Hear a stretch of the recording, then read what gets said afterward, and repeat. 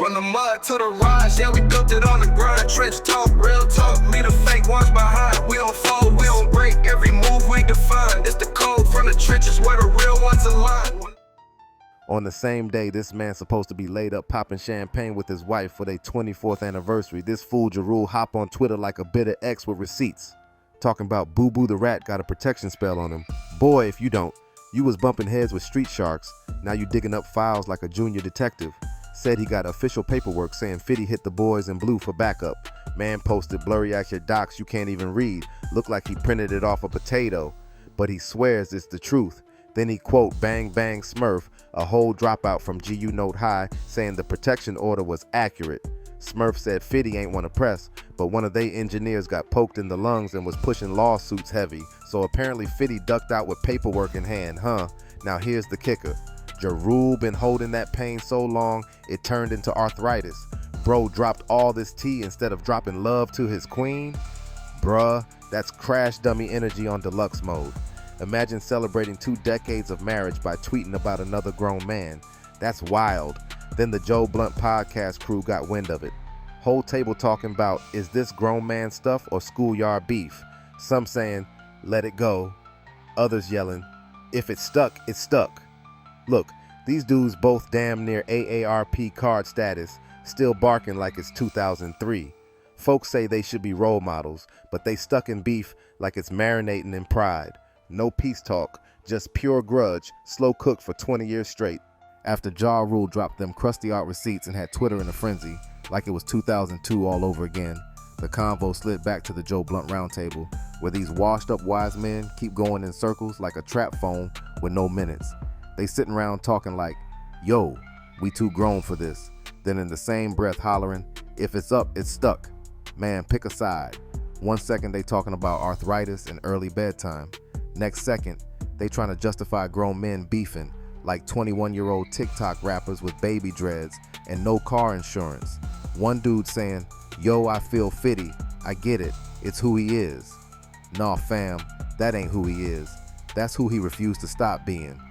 Fitty out here, still moving like he got a mixtape dropping Friday. Dude got muscles, money, and a memory longer than his discography. He ain't letting nothing slide, not a tweet, not a whisper, not even a damn anniversary dinner. Still ready to spin like he in Southside with a Teflon hoodie on.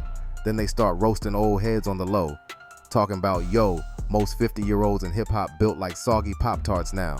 One wrong punch and it's a hospital visit, not a comeback. Only Fitty and one other OG still looking like they can throw hands without pulling a hammy.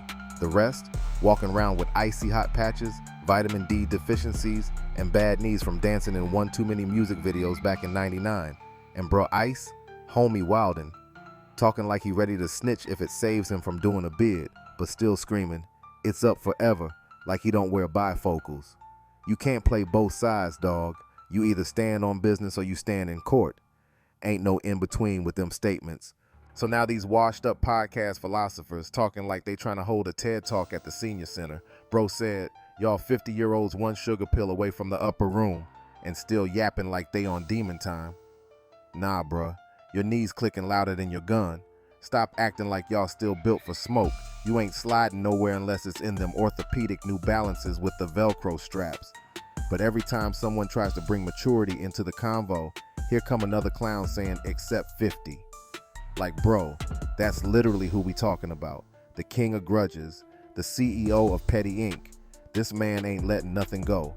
Not a beef, not a joke, not even a 2003 diss track that only had 12 plays on LimeWire.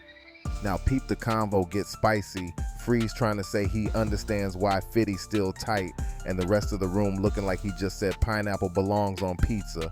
One dude like, I don't even understand how you understand that. LMAO, brew, LMAO. Bruh, this ain't calculus. It's straight up trauma energy. Then Flip jumps out the bushes talking reckless like, yo, you ever sit down with the dude who clapped you? Wait, what? He really tried to throw therapy into a street war. You think Fitty gon' sip mimosas with the dude who tried to erase him off the map? Nah, dog. You getting iced out forever. No brunch, no peace talks, no kumbaya. And that's when it hit. The real reason Fitty on this forever smoke. Bro feels like the whole industry tried to crucify him, tried to take his voice, his drive, his legacy. And what did he do?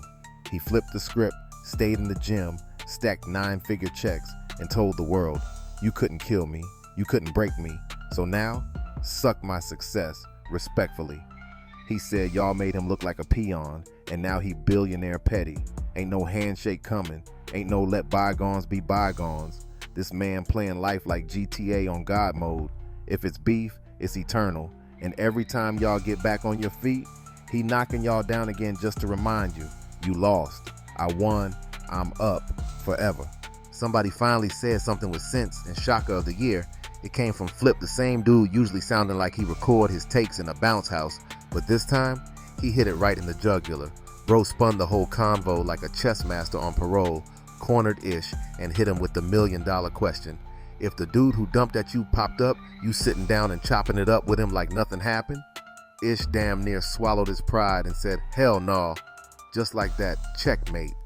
Now everybody wanna act surprised like 50's supposed to be the Dalai Lama in a bulletproof vest. Nah, player, you don't get to shoot at me, blackball me, try to erase me from the game, then expect a handshake and a group hug. Miss me with that fairy tale nonsense. Flip was the only one in the room talking real life. Sometimes forgiveness ain't mature, it's just fake. See, y'all forget 50 ain't just petty for sport. Bro got scars, literally. Tried to get his bag snatched, his voice muted, and his passion stomped out, and still, he clawed his way back from hell, iced out the industry, and turned every L into a legacy. While the rest of y'all was trying to make mixtapes, he made moves, got shot 9 times, and came back 9 figures richer. But y'all still want to cry for Ja Rule like he the victim in a Tyler Perry flick. Let's be real, if you was sitting where 50 sitting, I mean, hundreds of mills deep, global icon, crowd chanting your name while the ops beg for a versus invite, you not showing no mercy either. You pressing the gas every time they get a little breath. Matter of fact, you gotta keep the beef alive. It's the fuel that built your empire. So while some of y'all out here trying to write Bible verses in the comment section about peace and growth, 50 already wrote the street commandments. Never forgive, always collect. That's how legends move. He ain't beefing for clout. He's reminding you what happens when you try to bury someone who already been to the dirt and climbed out. Bottom line, if Flip got it right, and for once he did, then 50's not the villain. He just the last real one left. And the rest? Just actors trying to freestyle their way into heaven after throwing stones at the throne.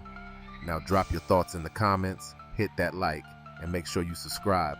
This war ain't over. It's your boy reporting live from the battlefield where grudges get platinum plaques.